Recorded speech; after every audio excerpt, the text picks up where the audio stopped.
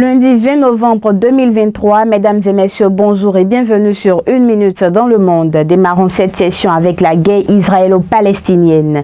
Les forces israéliennes étendent encore ce jour leurs opérations contre le Hamas dans le nord de la bande de Gaza sur fond de pourparlers visant à libérer des otages entre les mains du mouvement islamiste en échange d'une trêve dans les combats.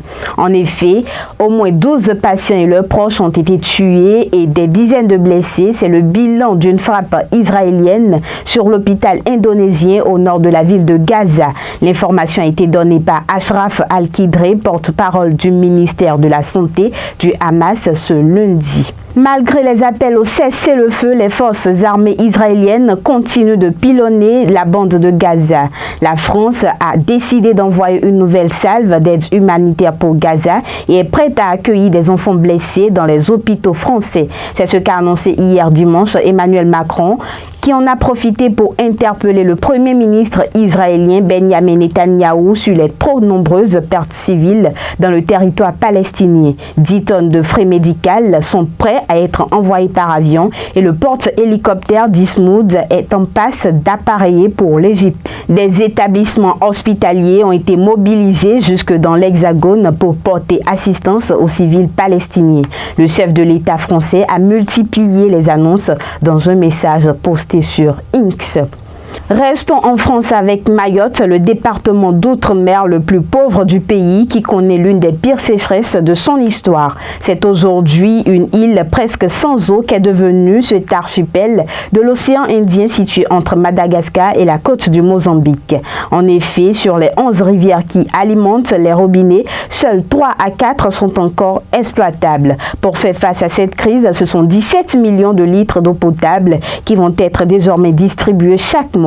C'est un véritable défi logistique, humain et surtout écologique en raison de la pollution de l'environnement par les bouteilles d'eau. Mais les autorités annoncent que chacun devra les rapporter pour en avoir de nouvelles, en ce sens que l'archipel a déjà du mal à gérer les ordures qui s'accumulent. De la France, rendons-nous aux États-Unis. L'ancienne première dame Rosalynn Carter est décédée à 96 ans dimanche dernier à son domicile aux côtés de son mari lui-même en fin de vie, a annoncé le Carter Center. Épouse de l'ancien président démocrate Jimmy Carter, prix Nobel de la paix, il a fait un mandat unique de 1977 à 1981. En soins palliatifs depuis vendredi, elle s'est éteinte en paix avec sa famille à ses côtés dans la maison du couple à Plains, dans l'État de la Géorgie, dans le sud-est des États-Unis, a précisé la fondation gérant l'image et l'héritage politique de Jimmy Carter.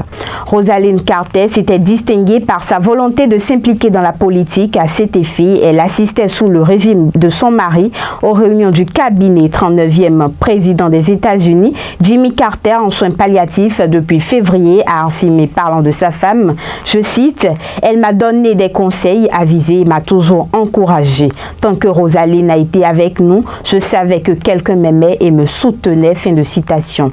Tels ont été les mots de Jimmy Carter à l'endroit de sa tendre épouse.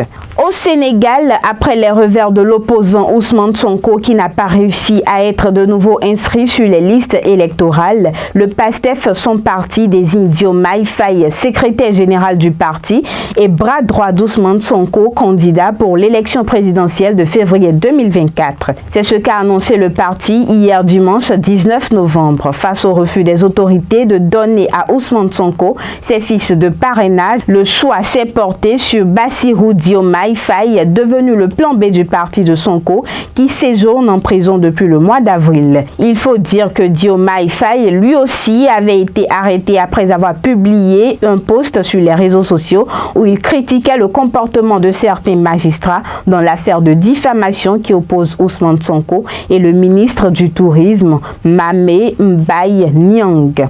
D'une présidentielle à une autre, c'est désormais officiel. En République démocratique du Congo, des dizaines de milliers de candidats, dont 25 pour la présidence, se sont lancés hier dimanche 19 novembre dans une campagne électorale d'un mois dans tout le pays, et ce dans un climat politique tendu et sur fond de conflits armés dans l'est de cet immense pays. 26 candidatures ont été enregistrées pour la présidentielle, mais un opposant, l'ancien Premier ministre Augustin Matata Ponyo, a annoncé annoncé dans la soirée son désistement en faveur de l'ancien gouverneur du Katanga, Moïse Katumbi. Ce sera tout pour aujourd'hui. Merci de nous avoir suivis et de toujours préférer votre télévision en ligne BLTV.